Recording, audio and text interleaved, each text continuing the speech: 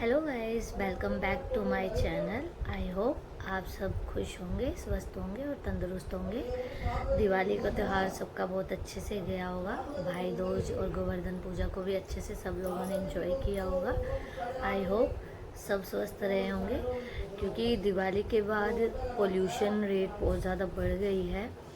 और दिल्ली एनसीआर में तो खासकर बहुत ज़्यादा पोल्यूशन है, दिल्ली में और दिल्ली एनसीआर में आफ्टर दिवाली। आप लोगों ने देखा होगा कि बहुत बड़ी फॉग जम रखी है। 3-4 दिन से ऐसे लग रहा है कि बादल हैं, बट वो बादल नहीं है, वो पोल्यूशन की फॉग जमी हुई है। और ये फॉग तब तक रहेगी जब तक कि बारिश नहीं हो जाती।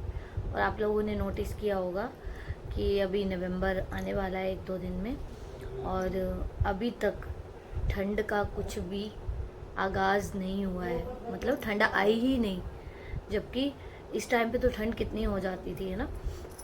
और इस बार तो ऐसे लग रहा है कि पता नहीं ठंड आएगी भी या नहीं आएगी। आएगी भी तो कब आएगी, क्योंकि नवंबर आने वाला है और ठंड जैसा कुछ फील नहीं चल रहा। और ऊपर से अभी तक फ़ैन ऐसे फुल पे चल रहे हैं कि पता ही नहीं चल रहा कि हाँ नवंबर भी आने वाला है। तो ये सब पोल्यूशन की वजह से और जो ग्लोबल वार्मिंग हो रही है उसकी वजह से हो रहा है, क्योंकि बरसातों में आजकल बरसातें ज़्यादा हो रही हैं, है ना। तो ये सब उन्हीं का फैक्टर है। सो मैंने आपको लास्ट में अपडेट दिया था लास्ट टाइम, तो उस टाइम मैं 28 वीक्स थी प्रेग्नेंट। तो अभी मैं 29 वीक्स प्रेग्नेंट हूँ और मैंने ऑफिशियली 3rd ट्राइमेस्टर में एंटर कर लिया है।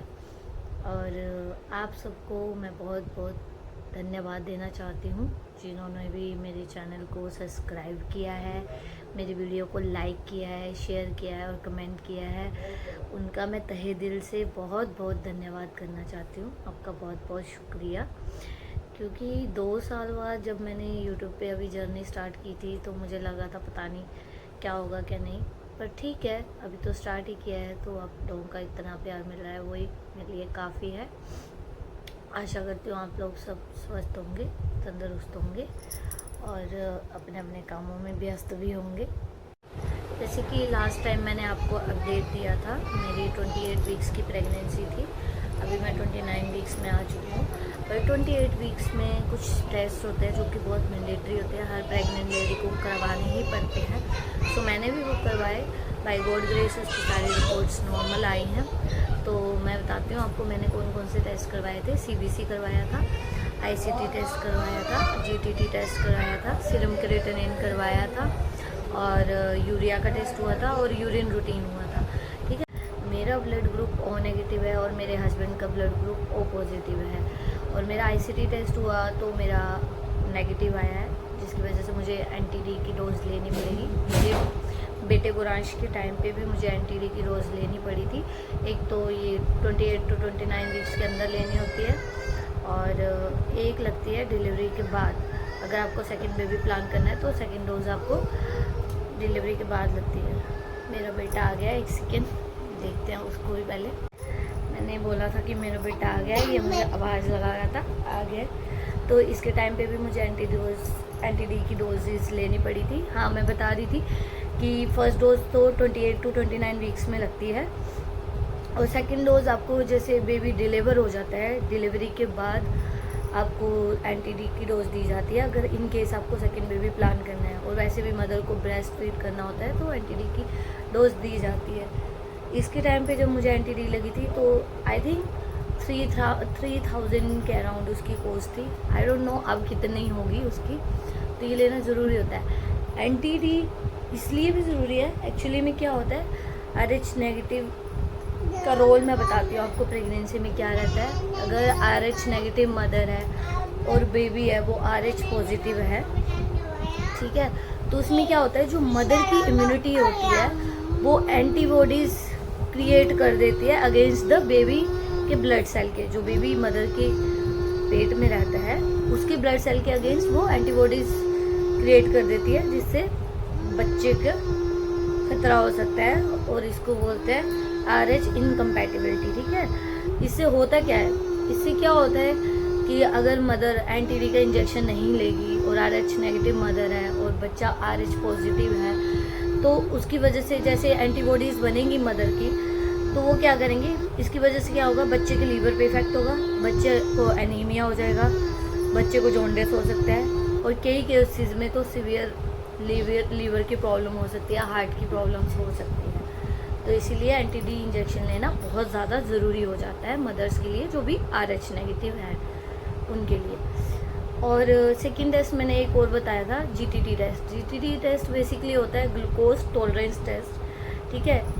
बेसिकली क्या होता है, प्रेगनेंसी में जो जेस्टेशनल डायबिटीज़ होती है वो हो जाती है। कई मदर्स में आपने देखा होगा कि शुगर डायबिटीज़ की प्रॉब्लम हो जाती है प्रेगनेंसी में, है ना। तो उसी के लिए GTT टेस्ट करवाया जाता है। बेबी आराम से बैठो, चलो हेलो बोल दो, हेलो गाइस बोल दो सबको guys happy Diwali. Happy Diwali तो खत्म हो गई, नमस्ते बोल दो सबको नमस्ते, हैप्पी दिवाली। दिवाली तो चली गई, अब इसकी दिवाली अभी भी चल रही है, माइंड मत कीजिएगा। तो GTT टेस्ट में क्या रहता है, आपको 70 ग्राम ग्लूकोज लेना है 200 ml पानी में, जिसको उसमें मिला के पीना होता है, ठीक है।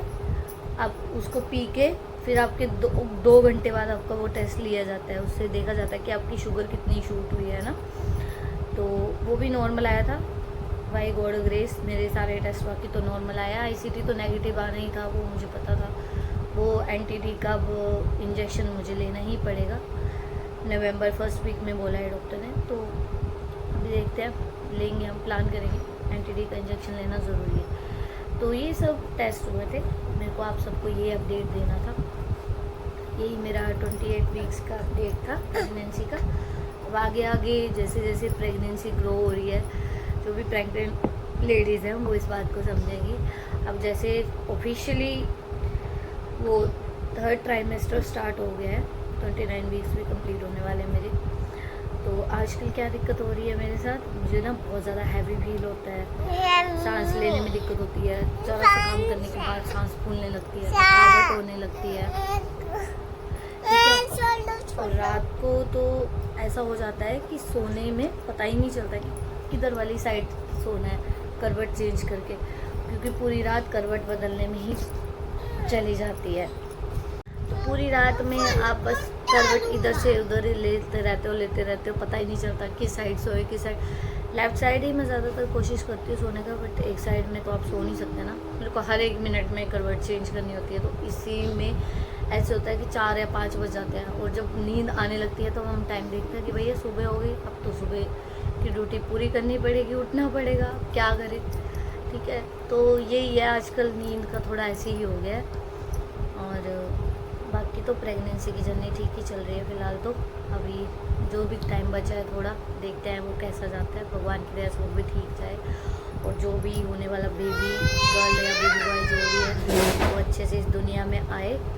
और सबसे बड़ी बात कि भगवान करे वो हेल्दी हो, स्वस्थ हो, तंदुरुस्त हो। मेरे गोरांश के टाइम पे इसको जॉन्डिस हो गया था। जॉन्डिस तो मेनली सारे बच्चों को हो ही जाता है, तो हो गया था। मैं चाहती हूँ कि इस बार ऐसा कुछ भी ना हो, जो भी बेबी आए अच्छे से आए और ठीक ठाक आए, बस यही वर्ड से प्रे है। बाकी आप सब बताइए, प्लीज़ कमेंट कीजिए कि आपकी प्रेगनेंसी जर्नी कैसी जा रही है, आप क्या क्या फेस कर रहे हैं, प्लीज़ शेयर कीजिएगा। तो आगे जो भी मेजर अपडेट रहेंगे मैं आपसे शेयर करती रहूँगी। तब तक के लिए प्लीज़ मेरी वीडियो को लाइक, शेयर, कमेंट करते रहिए, और चैनल को प्लीज़ ज़्यादा से ज़्यादा सब्सक्राइब कीजिए। इसी के साथ मैं अपनी वीडियो यहीं ख़त्म करती हूँ, तब तक बाय बाय।